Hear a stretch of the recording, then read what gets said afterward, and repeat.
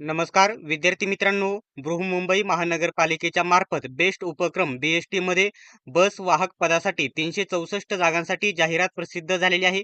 आजच्या व्हिडिओमध्ये डिटेल्समध्ये फॉर्म न चुकता कशा प्रकारे भरायचा संपूर्ण माहिती सांगणार आहे. विनंती एवढीच आहे की सर्वांनी व्हिडिओ शेवटपर्यंत बघा, जेणेकरून तुमची कोणत्याही प्रकारची फॉर्म मध्ये चूक होणार नाही.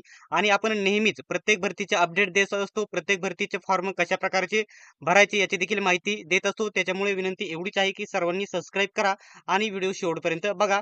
आता या ठिकाणी फॉर्म कोण भरू शकतो, तर 10वी पास वरती महिला पुरुष याच्यासाठी फॉर्म भरू शकतात आणि ज्यांच्याकडे बॅच बिलला देखील आवश्यक आहे त्या विद्यार्थ्यांकडे. आता पगार याच्यामध्ये एकदम चांगला आहे. स्टार्टिंग पेमेंट इथं तुम्हाला एकूण इथं 36,000 स्टार्टिंग इन हँड सॅलरी भेटणार आहे. त्याच्यामुळे जॉब चांगला असणार आहे.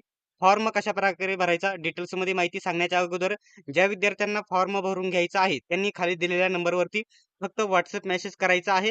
तुम्हाला तिकडून कागदपत्रांची यादी पाठवली जाईल. लिंक मागण्यासाठी इतर माहिती विचारण्यासाठी त्या नंबरवरती कोणीही कॉल मेसेज करू नाही. कितीही कॉल मेसेज केले तर तेथे तुम्हाला रिप्लाय भेटणार नाही. त्याच्यामुळे ज्या विद्यार्थ्यांना फॉर्म भरायचा आहे त्यांनीच त्या नंबरवरती फक्त व्हॉट्सअप करायचं आहे, कॉल करायचं नाही. तिकडून तुम्हाला कागदपत्रांची यादी पाठवली जाणार आहे. ठीक आहे.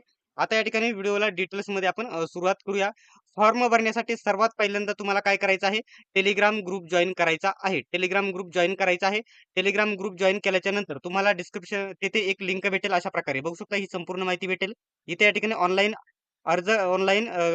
फॉर्म भरण्यासाठी लिंक. तर या लिंकवरती अशा प्रकारे तुम्ही क्लिक करायचं आहे. लिंकवरती क्लिक केल्याच्या नंतर इथे वेगवेगळे ऑप्शन भेटतील.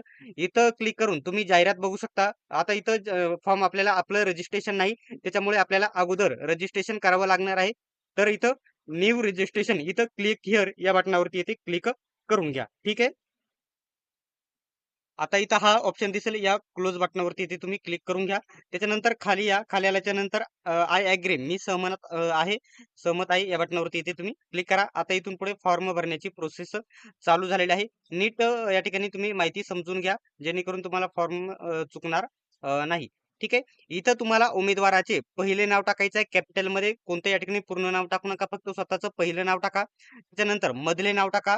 त्याच्यानंतर इथं आडनाव बरोबर टाकून घ्या. ठीक आहे. त्याच्यानंतर ज्या महिलांचं लग्नानंतर नावामध्ये बदल झाला आहे, तो या ठिकाणी त्यांनी इथे यस करायचा आहे. मी इथं नो करणार आहे. ठीक आहे. आता इथं मी समजा यस केलं ना समजा, तर महिलांना नावामध्ये काय बदल झाला आहे ते या ठिकाणी टाकायला येते. त्याच्यामुळे ज्यांनी बदललं आहे नाव ते इथे यस करून माहिती टाका. आणि इथं तुम्हाला बरोबर तुमची जन्मतारीख टाकायची आहे. ठीक आहे.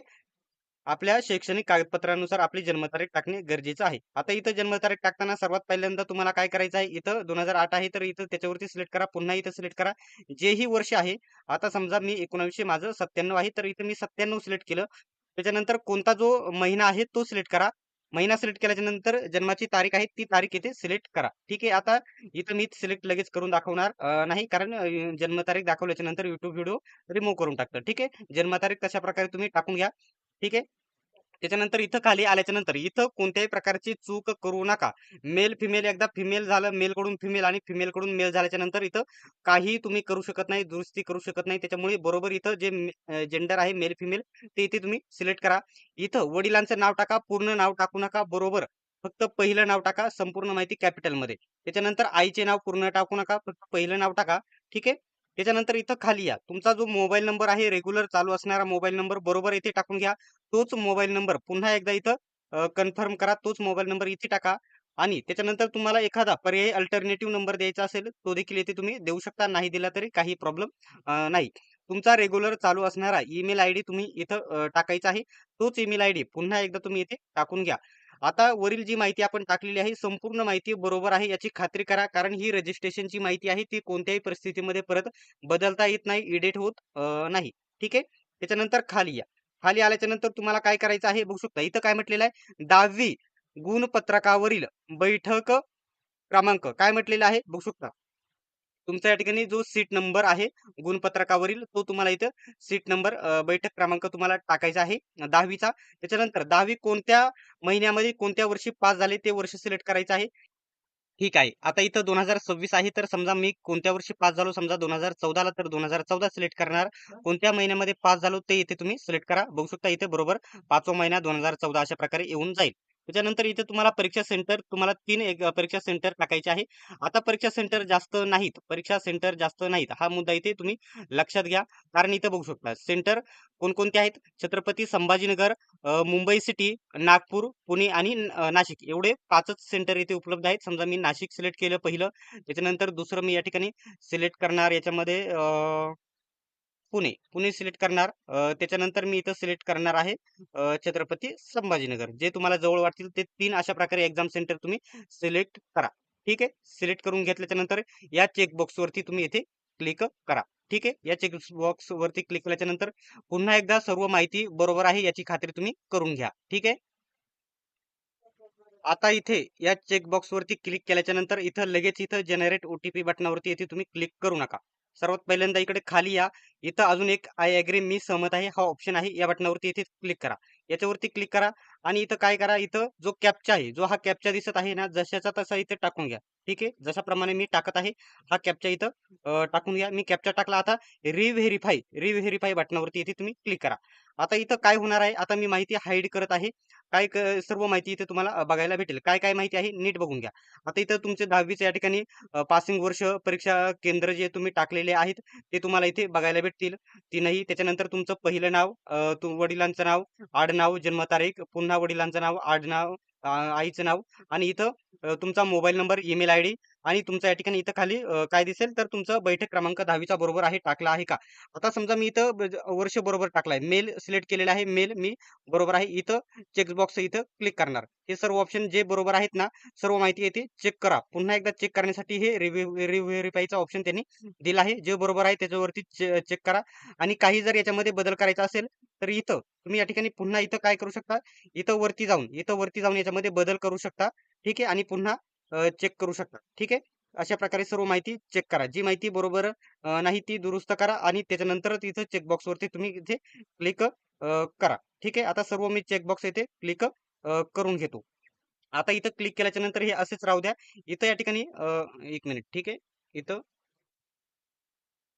ठीक आहे. सर्व माहिती बरोबर आहे याची खात्री झाल्याच्या नंतर खाली या. खाली आल्याच्या नंतर इथं बघू शकता जनरेट ओटीपी नावाचा ऑप्शन दिसेल इथे वरती. या बटनावरती इथे तुम्ही क्लिक करा. ठीक आहे. जनरेट ओटीपी बटनावरती इथे क्लिक केलं. आता इथं जो कॅप्चा येईल, जो जशीच्या तसा पुन्हा एकदा तुम्ही इथे टाकून घ्या. ठीक आहे. हा कॅप्चा मी पुन्हा एकदा टाकून घेतला इथं बरोबर आणि इथं सबमिट बटनावरती इथे मी क्लिक करतो. इथं काय म्हटले आहे, kindly use OTP received on your mobile number and email ID. आता त्याच्यावरती तुमचा मोबाईल नंबरवरती एक ओटीपी येईल. ओटीपी जो येईल ईमेलवरती किंवा मोबाईल नंबरवरती तो तुम्हाला इथं टाकून घ्यायचा आहे. ठीक आहे. ओटीपी मी इथं टाकून घ्यायचो 84. ठीक आहे. आता मी जो ओटीपी टाकला इथं व्हॅलिडेट ओटीपी या बटनावरती इथे तुम्ही क्लिक करा. ठीक आहे. इथं काय म्हटलेलं आहे, OTP has been validated successfully असा ऑप्शन दिसेल. ओके बटनावरती इथे तुम्ही क्लिक करा. खाली आल्याच्या नंतर आता पुन्हा एकदा हे व्हेरीफाय हे बरोबर आहे याची खात्री करून घ्या. खात्री करा आणि इथं सबमिट बटनावरती क्लिक करा. ठीक आहे. मी सबमिट केले. आता इथं काही तुम्हाला माहिती बदलता येणार नाही. पुन्हा एकदा टाकल्यावरती असं त्यांचं म्हणणं आहे. तर इथं ओके बटनावरती क्लिक करा. ठीक आहे. ओके बटनावरती तुमच्या नेटवर्कनुसार हे स्क्रोलिंग होईल. आता इथं काय झालेलं आहे, तुमचं रजिस्ट्रेशन कंप्लीट झालेलं आहे. काय झालेलं आहे, रजिस्ट्रेशन कंप्लीट झालेलं आहे आणि कालच फॉर्म चालू झालेले आहे. याच्यामध्ये आता 2355 फॉर्म आलेले आहेत आतापर्यंत. ठीक आहे. आता बाकी कोणी पेमेंट केलं असेल, कोणी नाही केलं ते सांगता येणार नाही. परंतु एवढे रजिस्ट्रेशन झालेले आहेत. तेवढे फॉर्म आलेले आहे असं धरून तुम्ही चालू शकता. आता हा पासवर्ड सेव्ह करून घ्या. लागत असेल तर सेव्ह करा म्हणजे पुन्हा पुन्हा टाकण्याची गरज येणार नाही. आता ठीक आहे. अशा प्रकारचं हे तो तुम्हाला येऊन जाईल. ठीक आहे. ठीक आहे. आता इथं क्लोज बटनावरती इथे तुम्ही क्लिक करून घ्या. इथून पुढे तुम्हाला फॉर्म या ठिकाणी भरायचा आहे. बघू शकता. सर्व माहिती इथे तुम्हाला बरोबर दिसेल. आता इथून काय करायचं आहे तुम्हाला इथं गो टू ॲप्लिकेशन बटनावरती तुम्ही क्लिक करा. ठीक आहे. फॉर्म भरायला आता सुरुवात होत आहे. चेकलिस्ट भरण्यासाठी. आता इथं काय म्हटलं आता Google Chrome किंवा इथं Firefox वापरा असं त्यांनी म्हटलेलं आहे. स्टारवाले सर्व ऑप्शन तुम्हाला भरायचे आहेत. क्लोज बटनावरती तुम्ही क्लिक करा. आता इथं वेगवेगळे बघू शकता पर्सनल डिटेल्स, त्याच्यानंतर additional details, communication details, qualification, experience आणि डॉक्युमेंट्स पेमेंट असे वेगवेगळे या 5 टप्पे आहेत ते तुम्हाला पूर्ण करावे लागणार आहेत. आता जे पद आहे ना ते आधीच सिलेक्ट असतं. इथं बघू शकता कंडक्टर, इथं बदलता येणार नाही कारण एकच पदासाठी ही जाहिरात प्रसिद्ध झालेली आहे. जाहिरात क्रमांक वगैरे इथे तुम्हाला बघायला भेटणार आहे. तुमचे नाव वगैरे सर्व इथं माहिती भेटेल.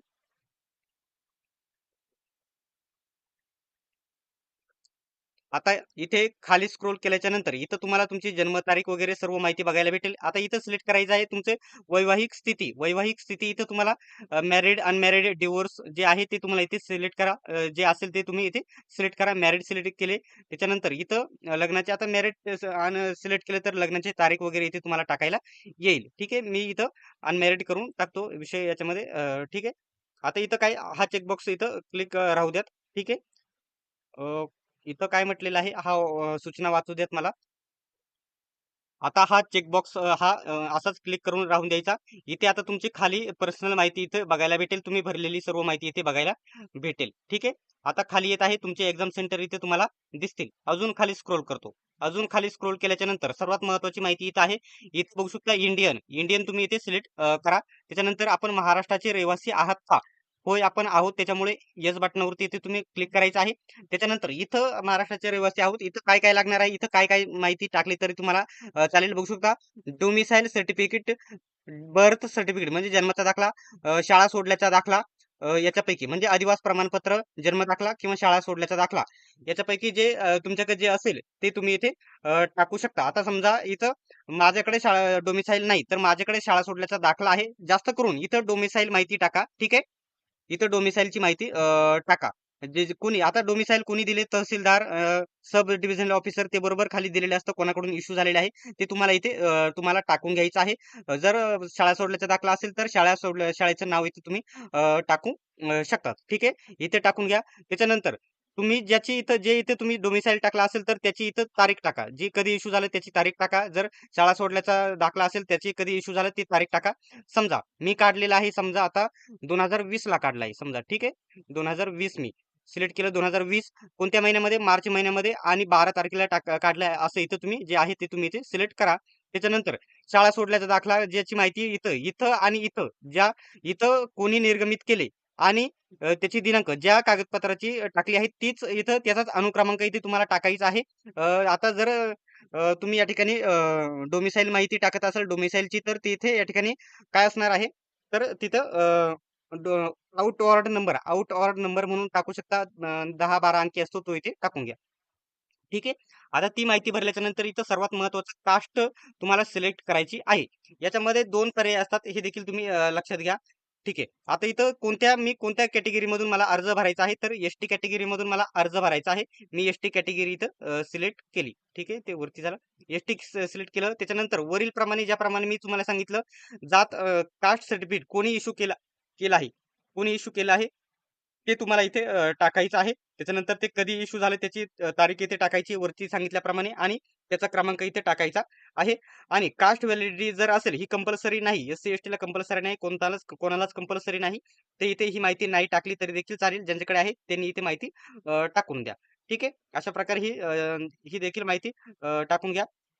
त्याच्यानंतर आपण या ठिकाणी आपण काय म्हटलेलं आहे डिसेबिलिटी वगैरे निर्दिष्ट करू इच्छित असलेली म्हणजे तुम्ही या ठिकाणी तुमच्या शरीराची एखादी खूण तुम्ही एखादी सांगू शकता की तुमच्या हातापायावरती तीळ वगैरे काही आहे एखादी खूण वगैरे इथे टाकायची असेल तर टाकू शकता किंवा नाही टाकलं तरी देखील इथे चालून जाईल. ठीक आहे. आता खाली या. आता एक गोष्ट लक्षात घ्या. बघू शकता. इथे वेगवेगळे पर्याय आहेत. तुमच्याकडे पॅन कार्ड आहे का? ड्रायव्हिंग लायसन आहे का? मतदान कार्ड आहे का? पासपोर्ट आहे का? किंवा बँक खाते आहे का? आता एक काम करा याच्यापैकी कोणताही एकच सिलेक्ट करायचं आहे. कारण जेवढे तुम्ही सिलेक्ट करणार आहात ना, जेवढे तुम्ही सिलेक्ट करणार आहात ना, तेवढे या ठिकाणी ऑप्शन तुम्हाला काय करायला लागणार ते पुढे तुम्हाला अपलोड करावे लागणार आहेत. परंतु मी फक्त काय करणार, फक्त पॅन कार्ड. आता मी समजा पॅन कार्ड येस केलं तर पॅन कार्डचा नंबर आणि पॅन कार्डावरील नाव टाकायला इथे येईल. आणि समजा ड्रायव्हिंग लायसन केले तर त्याची देखील माहिती येते संपूर्ण येथे टाकायला येईल. परंतु सर्व ऑप्शन ऑदर तुम्ही तुमच्या मनावरती हे असून देखील तुमच्याकडे ही कागदपत्रे असून देखील तुम्हाला ज्याची माहिती द्यायची आहे तेच एकच तुम्ही कागदपत्र येथे सिलेक्ट करा. सर्व देखील टाकू शकता. सर्वांची माहिती टाकावी लागेल आणि सर्व डॉक्युमेंट्स अपलोड करावे लागतील. त्याच्यामुळे एकच तुम्ही येस करा. फक्त ओळखीच्या पुराव्यासाठी एकच लागत आहे. एकच किमान इथं बघू शकता किमान एक ओळखपत्र पुरावा अनिवार्य आहे. एक द्यावा लागणार आहे. पॅन कार्डचा जो नंबर आहे तुम्हाला इथे टाकून घ्यायचा आहे. तुम्ही जे कागदपत्र सिलेक्ट कराल त्याचे नंबर इथे टाकायचे आहे आणि त्याच्यावरील नाव इथे तुम्ही टाकून घ्यायचं आहे. ठीक आहे. आता इथं काय करायचं आहे हा चेकबॉक्स येथे तुम्ही क्लिक करा. आता एक गोष्ट लक्षात घ्या, पुढे सेव्ह आणि नेक्स्ट करण्याच्या अगोदर, सेव्ह आणि नेक्स्ट करण्याच्या अगोदर पुन्हा इथून मागे जी भरलेली वरील माहिती आहे ना, वरील माहिती सर्व बरोबर आहे याची खात्री करा. त्याच्यानंतर इथं खाली सेव्ह आणि नेक्स्ट बटनावरती क्लिक करा. ठीक आहे. आता इथे मी सर्व माहिती या ठिकाणी सिलेक्ट करून घेतलेली आहे आणि सर्व माहिती भरून घेतली आहे. सर्व बरोबर आहे याची खात्री केली आहे आणि इथं सेव्ह आणि नेक्स्ट बटनावरती क्लिक करतो. ठीक आहे. इथं डाटा सेव्हड सक्सेसफुली हा ऑप्शन येईल. आता इथं तुमची या ठिकाणी दुसरी डिटेल्स ॲडिशनल डिटेल्स आलेली आहे. एकदम सोपी डिटेल्स असते ही भरण्यासाठी. ठीक आहे. आता काय आहे इथं काय म्हटलेलं आहे आपण क्षेत्रासाठी प्रलंबित केले आहे का? यापूर्वी कोणत्याही क्षेत्रासाठी तुम्हाला या ठिकाणी बंदी घातली आहे का किंवा प्रतिबंधित केले आहे का? तर असेल येस करा, नो करा. तुमच्या मनावर आहे. कंपल्सरी नो करा तिथे. ठीक आहे. तुमच्यावरती खटला वगैरे आहे का? नो करा. त्याच्यानंतर गुन्हेगारी या ठिकाणी प्रकरणात अटक केलेली आहे कधी? येस नो करायचं आहे. तुम्हाला फौजदारी गुन्हा तुमच्यावर खटला चालवला गेला आहे का? येस नो करून घ्या. त्याच्यानंतर येथे प्रतिबंध फौजदारी प्रक्रियेच्या सुरक्षेसाठी तुम्हाला कधी शांतता विनयभंगाच्या मध्ये याच्यामध्ये कशामध्ये काही केस वगैरे आहे का? सर्व या ठिकाणी हे तुमच्यावर केस वगैरे आहे का? हे सर्व ऑप्शन तेच आहेत. कंपल्सरी माझे इथे मी सर्व ऑप्शन नो केलेले आहेत. तुम्ही देखील इथे सर्व ऑप्शन नो करा. ठीक आहे. त्याच्यानंतर इथं सेव्ह आणि नेक्स्ट बटनावरती क्लिक करा. ठीक आहे. आता इथे डाटा सेव्ड सक्सेसफुली ऑप्शन आलेला आहे. इथं ओके बटनावरती क्लिक करा. आता इथं काय करायचं आहे तुम्हाला तुमचा पत्ता टाकायचा आहे. पत्ता या ठिकाणी या ओळीत टाकून घ्या. ठीक आहे. एकाच ओळीत टाकला देखील जास्त मोठा असेल तर अर्धा या ओळीमध्ये टाका. ॲट पोस्ट तुमच्या या ठिकाणी गाव, मुक्काम पोस्ट, तालुका, जिल्हा, पिनकोड वगैरे सर्व माहिती याच्यामध्ये तुम्ही टाकून घ्या. त्याच्यानंतर इथं देश तुम्हाला या ठिकाणी कंपल्सरी इंडिया आपला सिलेक्ट करून घ्यायचा आहे. नंतर खाली या, की आता आपलं इथं काय करायचं आहे आपलं राज्य आपलं महाराष्ट्र राज्य इथं सिलेक्ट करा. त्याच्यानंतर जिल्हा माझा अहिल्यानगर आहे. अहिल्यानगर सिलेक्ट करणार आणि पिनकोड जो आहे ना तो या ठिकाणी माझा पिनकोड मी इथे टाकून घ्या. टाकून टाकून घेतलेला आहे. तुम्ही देखील टाकून घ्या. त्याच्यानंतर इथं तुमचा या ठिकाणी पत्रव्यवहाराचा ॲड्रेस आणि पर्मनंट ॲड्रेस एकच असेल तर या बटनावरती इथे तुम्ही क्लिक करा. जेणेकरून वरचा आणि सारखाच ॲड्रेस होऊन जाईल. ॲड्रेस दोन्हीकडे सारखा दुसरा असेल तर इथं क्लिक करू नका. दुसरा ॲड्रेस असेल तर दुसरा देखील खाली टाकून द्या आणि इथं सर्व माहिती टाकल्याच्या नंतर ॲड्रेसची सेव्ह आणि नेक्स्ट बटनावरती क्लिक करा. ठीक आहे. आता देखील माझी मी पूर्ण माहिती टाकून घेतलेली आहे. सेव्ह आणि नेक्स्ट बटनावरती इथे तुम्ही क्लिक करतो. आता इथं डाटा सेव्ड सक्सेसफुली ऑप्शन आलेला आहे. ओके बटनावरती इथे तुम्ही क्लिक करा. आता काय आलेलं आहे तुमची शैक्षणिक माहिती टाकायला आलेली आहे. इथं काय आहे बघू शकता मराठी लँग्वेज तुम्हाला मराठी विषय घेऊन तुम्ही 10वी उत्तीर्ण केली आहे का? ठीक आहे. तुम्ही मराठी विषय घेऊन 10वी उत्तीर्ण केली आहे का? तर कंपल्सरी इथे येस करायचं आहे. येस केल्याच्या नंतर इथं काय करायचं आहे नीट लक्षात द्या. ठीक आहे. नीट लक्ष द्या. इथं काय करायचं आहे, तुम्ही या ठिकाणी कोणत्या बोर्डाकडून इथे महाराष्ट्र स्टेट बोर्ड तुम्ही इथे सिलेक्ट करा. त्याच्यानंतर इथं तुम्ही या ठिकाणी कोणत्या बोर्डाकडून बोर्ड इथं तुम्ही सिलेक्ट करा. कोणत्या शाळा किंवा संस्थेकडून पास झालेला आहे तुम्ही संस्थेचं नाव टाकू शकता किंवा तुमच्या शाळेचं नाव टाका 10वीच्या. ठीक आहे. ती माहिती टाका. त्याच्यानंतर तुमच्या या ठिकाणी पर्सेंटेज आहेत की सीजीपी आहे तर पर्सेंटेज आहे ते इथे तुम्ही सिलेक्ट करून घ्या. समजा या ठिकाणी आणि तुम्हाला किती गुण प्राप्त झालेले आहेत. समजा या ठिकाणी किती प्राप्त झालेले आहेत मला समजा इथं 450 गुण प्राप्त झालेले आहेत. तर कितीपैकी? इथे 550 पैकी. ठीक आहे. अशा प्रकारे इथं प्राप्त झालेले गुण आणि इथे एकूण गुण इथे टाकून घ्या. त्याच्यानंतर इथं साईडला इथं क्लिक करा. साईडला क्लिक केल्याच्या नंतर बरोबर तुमची इथे टक्केवारी इथे येऊन जाईल आणि आपण पासिंग वर्ष आधीच टाकलेले होते. त्याच्यामुळे हे आपोआप इथे आलेले तुम्हाला बघायला भेटेल. ते इथे टाकून घ्या. त्याच्यानंतर आता खाली या. इथं काय म्हटलेलं आहे नीट लक्ष द्या. काय म्हटलेलं आहे बघू शकता. Do you have a valid RTA conductor licence म्हणजे या ठिकाणी तुमच्याकडे वैध आर-टी-ए कंडक्टर परवाना आहे का? म्हणजे बॅच बिल्ला आहे का? हे 2 ऑप्शन आहेत. इथं तुमच्याकडे वैध कंडक्टर परवाना आहे का? इथं येस नो कंपल्सरी तुम्हाला करायचं आहे. ठीक आहे. आता इथं काही बदल हे येस केला. समजा इथं येस केलं तर माहिती टाकायला येत नाही. त्याच्यानंतर तुमच्याकडे वैद्य कंडक्टर बॅच बिल्ला आहे का? तर तो देखील इथं समजा येस केलं. ठीक आहे. तो देखील इथं मी येस केलं. दोन्ही ठिकाणी तुम्हाला येस करावं लागणार आहे. आता काही ठिकाणी आता याच्यामध्ये आर-टी-ए आणि हा बॅच वेगवेगळा आहे. याच्यातील मला अजून देखील फरक माहीत नाही. त्याच्यामुळे नेक्स्ट व्हिडिओमध्ये हे कव्हर करून देईल. इथं दोन्हीपैकी एकच असेल तर चालतं का? हा देखील विद्यार्थ्यांचा प्रश्न असेल. तो नेक्स्ट व्हिडिओमध्ये मी कव्हर करून घेईल. तो व्हिडिओ बघण्यासाठी चॅनलला सबस्क्राईब करणे गरजेचं आहे. दोन्ही ठिकाणी मी येस केलेलं आहे. आता इथं सेव्ह आणि नेक्स्ट बटनावरती मी क्लिक करतो. ठीक आहे. माझी माहिती टाकायची आहे राहिलेली आहे ती मी एकदा इथे टाकून घेतो. आता इथे पुढील पेज ओपन झालेले आहे. आता इथं तुम्हाला सर्व डॉक्युमेंट्स अपलोड करायचे आहेत. आता इथं काय म्हटलेलं आहे, नजीकच्या काळातील पासपोर्ट साईज फोटो अपलोड करायचा आहे. तर इथं क्लिक हिअर बटनावरती इथं जायचं आहे. याच्यावरती क्लिक केल्याच्या नंतर इथं दोन ऑप्शन बघायला भेटणार आहेत. एक कॅप्चर फोटो. कॅप्चर फोटो म्हणजे तुम्हाला लाईव्ह फोटो कॅप्चर करायचा आहे. इथं click here to capture photo याच्यावर क्लिक केल्याच्या नंतर तुम्हाला या ठिकाणी तुमचा कॅमेरा मोबाईलचा किंवा लॅपटॉपचा जो असेल तो ओपन होईल आणि तुमचा त्याच्या समोर सरळ उभे राहून तुम्ही इथं क्लिक करायचं आहे. ठीक आहे. आता इथं अपलोड फोटोग्राफ याच्यावरती जाऊन इथं चॉईस फाईल बटनावरती जाऊन तुम्ही तुम्हाला फोटो अपलोड करायचा आहे. तुमचा फोटोची साईज ही 80 केबी ते 200 केबी या दरम्यान असायला पाहिजे. ठीक आहे. त्याच्यानंतर तुमची स्वाक्षरी. इथं तुम्हाला तुमची सही अपलोड करायची आहे. सही कोऱ्या कागदावरती असणे आवश्यक आहे. 80 केबी ते 200 केबी या दरम्यान असायला पाहिजे सहीची साईज. आता इथून खालचे जे डॉक्युमेंट्स आहेत ते फोटो स्वरूपामध्ये अपलोड केले तरी चालतील आणि पीडीएफ स्वरूपामध्ये अपलोड केले तरी देखील चालेल. इथं तुम्हाला 10वीचे या ठिकाणी प्रमाणपत्र अपलोड करायचं आहे आणि त्याची साईज डॉक्युमेंट साईज बघू शकता 100 केबी ते 2 एमबी या दरम्यान असायला पाहिजे. 100 केबीच्या जास्त असायला पाहिजे. ठीक आहे.